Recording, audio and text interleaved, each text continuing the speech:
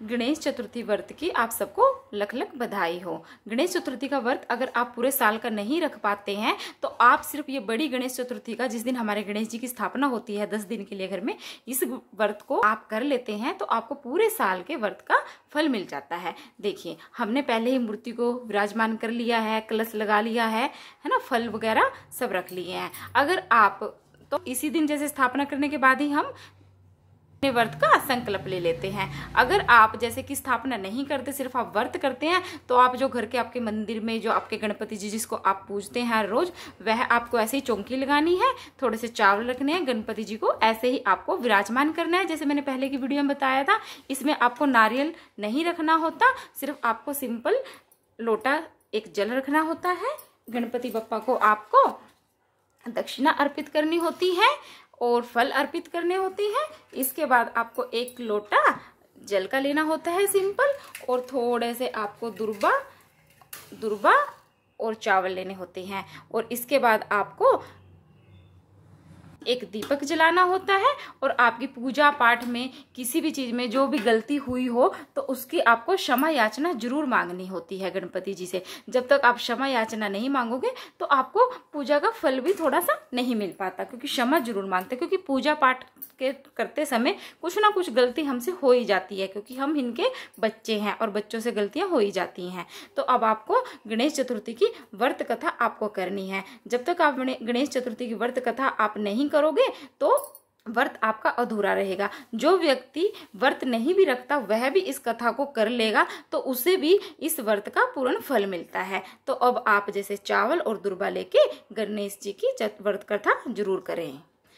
जैसे ही हमने कथा कर लिया तो थोड़ा सा हम चावल गणपति बप्पा जी के चरणों में अर्पित कर देंगे और बाकी का हम कलश में डाल देंगे।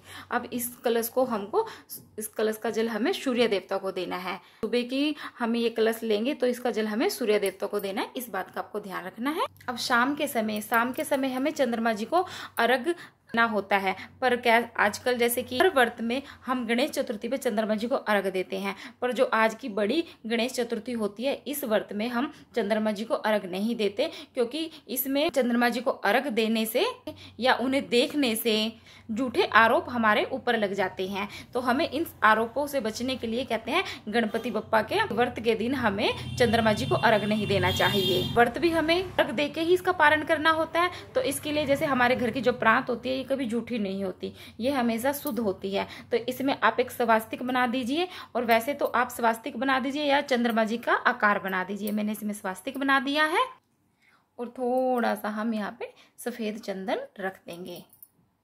अब इसमें सफेद चंदन में हम ओम चंद्रमा देवताय करते हुए हम इसी प्रांत में अर्घ दे देंगे।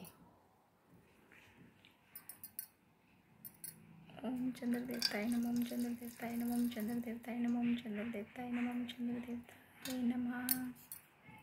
वैसे हम हर चतुर्थी पर थोड़ा सा मीठा डालते हैं, चंद्रमा जी को अर्घ देते हैं, जिसमें मीठा डालना चाहिए, थोड़ा सा दूध डालना चाहिए। पर अब ये जल अगर आपके जैसे कि हमने तो प्रांत में दिया ना, तो इस पर आपके घर के नीचे ही गमला है, कोई घर में नीचे गमला है, तो आप ये अर्घ पानी उसमें डाल दीजिए। अगर आपके पौधे सभी छत पर हैं तो आप इस जल को ऐसे ही छोड़ दीजिए। सुबह होते ही आप इस जल को किसी भी पौधे में डाल सकते हैं, पर आपको इस पौधे को तुलसी में नहीं डालना है, इस जल को आपको तुलसी जी में नहीं डालना है। ऐसे आप अपने व्रत का फिर पारण कर सकते हैं। इस व्रत में एक समय का हम भोजन कर सकते हैं। भोजन बस आपको सात्विक करना चाहिए, बाकी आप इसमें अन्न खा सकते हैं। और अगर आपको यह फलहारी रखना है तो आप इस व्रत को फलहारी भी रख सकते हैं।